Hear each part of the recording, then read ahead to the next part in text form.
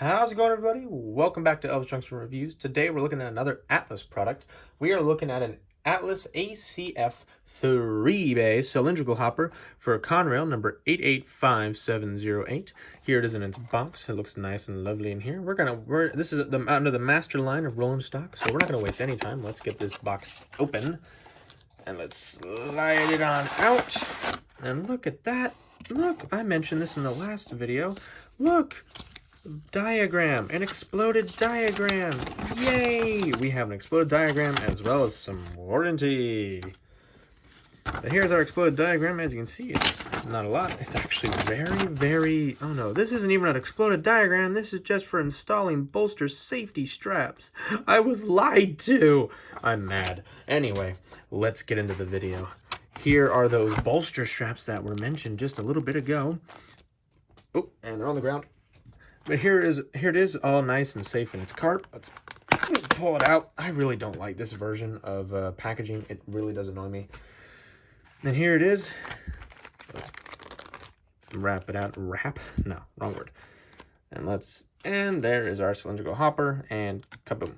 Alrighty, let's get into a little bit of history. Alrighty, so now onto a little bit of history about these cars. In the 1960s, grain boxcars were becoming obsolete.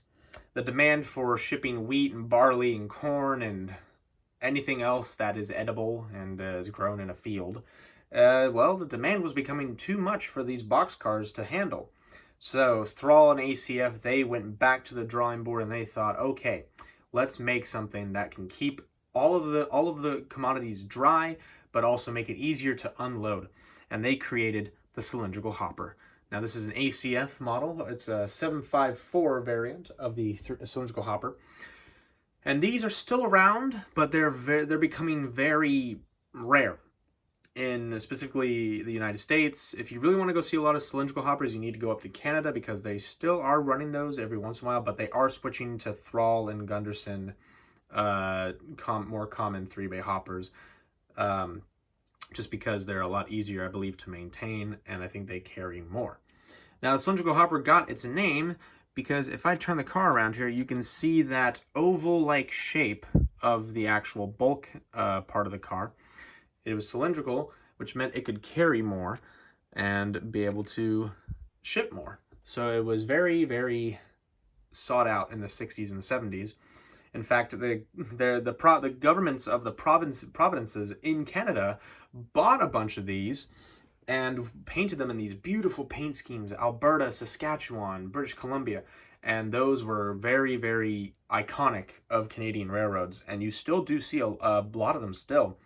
And the manufacturers are always happy to make more of those because they're such bright colors, and they really are. They're really noticeable to the eyes. But anyway. Let's get into some detail now, starting with the front. All right, so we're looking at what I classify as the front of the car because this is where all the detail is. Starting at the top, as we do here, we have a little grab iron here, which is the very top of the walkway that extends the whole length of the car. We have a ladder that extends from the top all the way down to the bottom here, and we have a little step here that you climb up this way, you kind of shimmy your way off to the right here, and then you climb right up.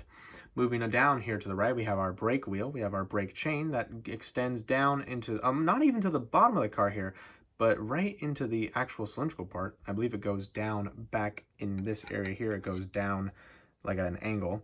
And you will notice actually right here, this right here, wow, I'm going to do this from the other side. That right there is the air brake reservoir for the air. Then, because these are gravity-fed outlets, there's no room on the bottom of the car to actually put all the brake gear and all that down there. So they had to get creative and put it up here where it was a lot easier to maintain and watch. So we have a step right here, as well as some more grab irons right here. And there's a couple grab irons right here. No coupler cut bar. So much for Atlas Master. I apologize, Atlas. Please don't give me a bad word. But anyway. It's pretty much the same on the other side, just minus all the detail. And I don't know why they have this, but if somebody could please explain to me that hole And if I'm correct, I actually could see through it. Yes, you can see through the other end. If somebody could please explain what that hole did, I would really love to know. And I just noticed here are some ribs to keep the bulkhead, the actual the cylindrical part, from actually crushing in on itself. Okay, so let's get into some side detail. Alrighty, so we're looking at the side of the car here now, and starting right off here, you can see our Conrail can opener logo, which is a very iconic logo of the 70s and the 80s and the 90s. We have our number here, CR885708. Here's our big Conrail just in letters on the side of the car. We have our capacity, load limit, and load weight limits here. And as you can see, I believe that car, this is when it was built back in April of 1980, so which is very fascinating. You can see just how long these things stood the test of time. We have, this is where that pulley strap, I believe is what it was called, the bolster safety straps. This is where those would be installed, if I'm correct. Moving down here, you can see the gravity fed outlets, which I can actually lift here off to the side here. There's no problem. As you can see, you pull these, you pull this back this way, and whatever's inside the car, gravity pulls it out. We have a bunch of illegible writing here, except for the H44. I really wish I could read that because there's probably a lot of interesting detail right there.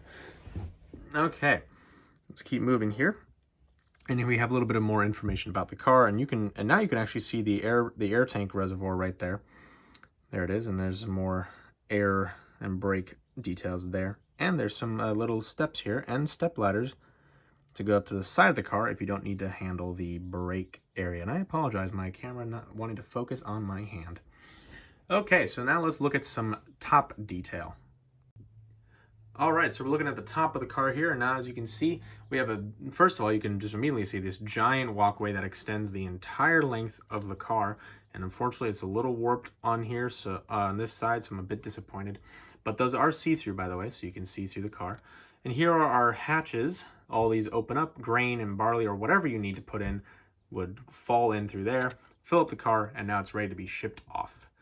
And as you can see, also those little grab irons right there. And I believe this is also see-through. Yes, it is. Those are also see-through. Okay, so let's get into my final thoughts. So, in the end, I have to give this car an A-, because the minus is because of that warped walkway up on the top. That's either a factory error or a shipping error. It was not my fault. It has been like that ever since I bought it last year, but we don't talk about that. But anyway, if you enjoyed, please hit that like button. Also subscribe if you have not, and hit the notification bar to know when I upload. I upload on Mondays and Fridays at 9 a.m. Pacific Standard Time, so tune in on those days. So thank you very much for watching, and I will see you guys in the next video. Bye for now.